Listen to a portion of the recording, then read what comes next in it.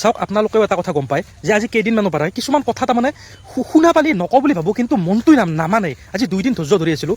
গৰু খোৱা মানুহক আমি কোনেও ভোট নিদিওঁ, ঠিক আছে, নিদিব, কোনেও নিদিব। ময়ো কৈছোঁ গৰু খোৱা মানুহক আপোনালোকে ভোট নিদিব। আৰু গৰু কোনে খাইছে? কুনকি চৌধুৰীৰ মাকে খাইছে, মাকক ভোট নিদিব। ভোটটো কাক দিব লাগে? কুনকি চৌধুৰীক। কুনকি চৌধুৰীক ভোটটো দিব, মাকক নিদিব, কাৰণ মাকেতো গৰু খাইছে। আৰু মানে আপোনালোকে ভাবক কিছুমান কথা শুনি মানে অকণমান ক'ব মন যায় নে নাযায়?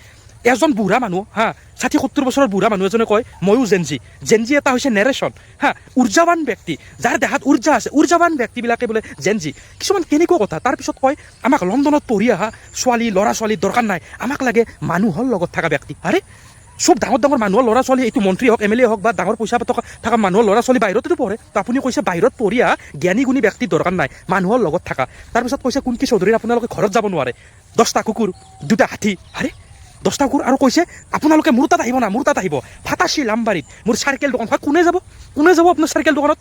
আজিকালি মানুহ চাৰ্কেলেই নোহোৱা হৈছে। মানে কিছুমান কথা কেনেকুৱা আচৰিত লাগে। মানে সঁচা কৈছোঁ, আগতে ৰাজনীতিটো দেখি আছিলোঁ, কিন্তু এনেকুৱা লেতেৰা ৰাজনীতি বুলি ভাবা নাছিলোঁ।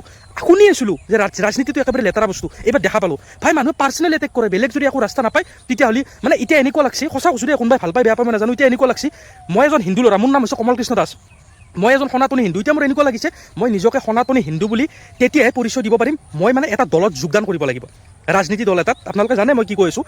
যদি মই সেই ৰাজনীতি দলটোক যদি ছাপোৰ্ট নকৰোঁ, যোগদান নকৰোঁ, তেতিয়াহ'লে মই সনাতনী হিন্দু নহয়। মই বাংলাদেশী, মই মিয়া, মই বেয়া, মই ৰাষ্ট্ৰদ্ৰোহী, মই একেবাৰে এখন পৃথিৱীতকৈ বেয়া ব্যক্তি মই।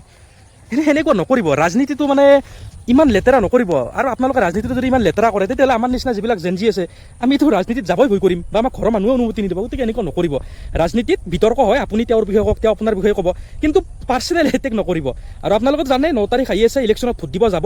সকলোৰে বিবেক বুদ্ধি আছে, মাথাটো দিছে ভগৱানে, ভাবি চিন্তি চাব যে মানে কোনটো কাক দিলে ইন ফিউচাৰ ভাল হয়।